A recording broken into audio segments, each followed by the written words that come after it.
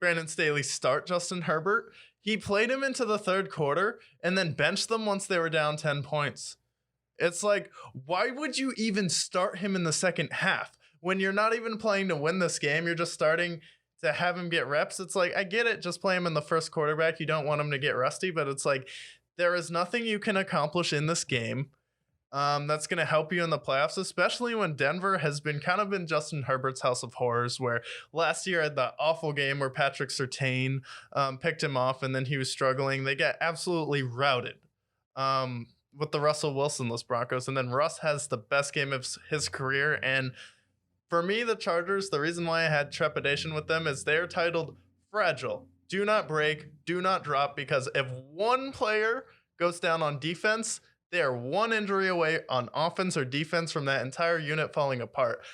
Mike Williams getting hurt in this game when he had no business playing, when he has been prone to injuries, in and out of the lineup. Keenan Allen's been in and out of the lineup. Austin Eckler has dealt with his issues. It's like, what are we doing here? And this is just a complete error. It's like, there was no reason for these guys to be playing. And then if you're telling me I have a fully healthy Mike Williams versus Jacksonville, okay.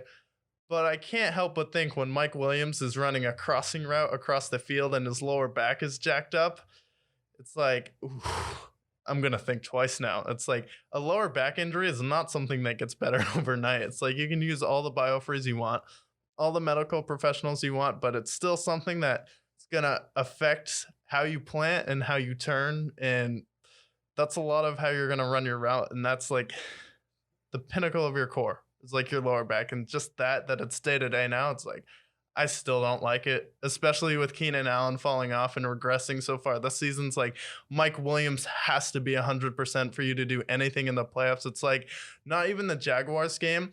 If you move on and Mike Williams still isn't fully healthy, it's like you expect to go up against the Kansas City Chiefs without Mike Williams fully healthy. It's like, or the Bills or Bengals. This is a moment we're going to look back where if it's a one possession game that they versus the Jaguars and they lose, it's like, well, if Mike Williams was healthy, what are we doing, Brandon Staley? Yeah, the only thing that I'll give him some slack for is like kind of like what Todd Bowles did, right? He played them for like the first quarter because he wants them to maintain momentum, right? They've been hot the last couple of weeks, carry that momentum over into the next game. So maybe start the first half. Like, all right, that makes sense, right? Like get them some reps so they're not like completely rusty when the game comes next week. But again, you alluded to this earlier. They played Justin Herbert until they were losing by 10 points. And then they put in Chase McDaniels after. Why? Like, that's when, like, you're playing Justin Herbert all the way until midway through the third quarter.